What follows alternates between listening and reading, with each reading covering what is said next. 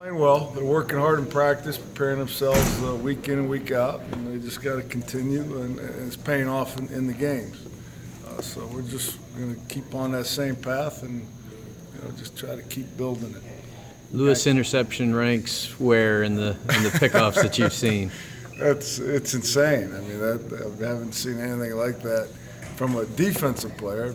I've seen a few guys offensively do it, but I don't know like that defensively. That was a hell of a play.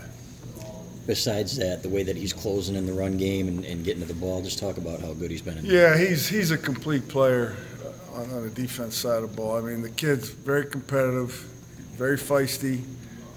He's very good at man-to-man coverage, very good in zone coverage when he has to drop in halves, and he knows how to get off blocks and he knows how to make tackles. I mean, he can do it all. He's a pretty good player. Mike, you coached Jordan now for a year and a half. How many times can you recall during a game where he made like a technical mistake? Or like on one hand? We all make mistakes, Yeah. and he has made a few. Even last week, him and Channing made a few technical mistakes that we're trying to clear up, and we will clear up. But they're few and far between with him. And the thing is, when he does it, he knows it, and he gets pretty upset about it. So he tries to figure it out real quick. Obviously, not having Jeremy, you guys are kind of thin ice with just two guys as good as they are, Stribling and Lewis. What are the other two? I mean, are they ready? Yeah, and feel bad for Jeremy. Really, God, he's practiced so hard, played so well in the games he was in, and everybody's talking about him and hoping the best for him.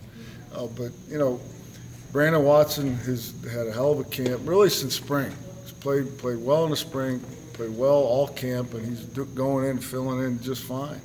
Lavert Hill, extremely talented young man, really talented, and he's just got to grow and mature. He's young. David Long, same way. His injury held him up a little bit, but now we're starting to see some things out of him. So, it's very unfortunate we lost Jeremy. You never want to lose a guy like that. But those three guys, I think, in time, and then if in need, can fill in and play. Do you need to try to find times to get them in the game just to get them live snaps? Yeah, I wanted to do that a couple times last week. It just really just wasn't a time. But absolutely, if there's a time, we're going to try to get him some experience.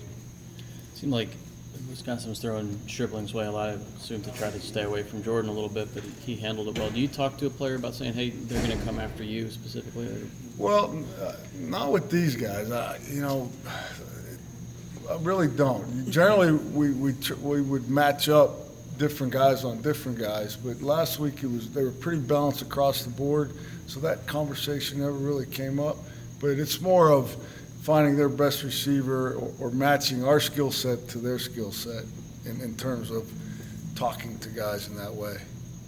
Do you get the sense, does Channing get a little overlooked and overshadowed because of Jordan? I don't think so. I really don't. And he may out here amongst the folks, maybe, but not in here.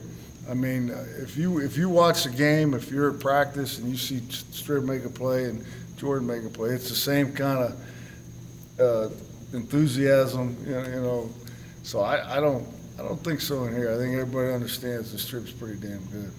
You had challenged him to be better against the run. Has he kind of accepted that challenge? Yes, absolutely. Last week he made a hell of a play on their sideline in the run game and stuck his face in there. His eyes are up. So in that respect, yes. And I think the more that he's playing this way, the more confidence he's getting, and he's starting to see the light. And not that he hasn't, but confidence can go a long way in this game, as everybody knows. Have you seen an uptick in confidence from him? Yeah. He's got the little strip thing going. So yeah, absolutely. He's got a little bounce to his step for sure.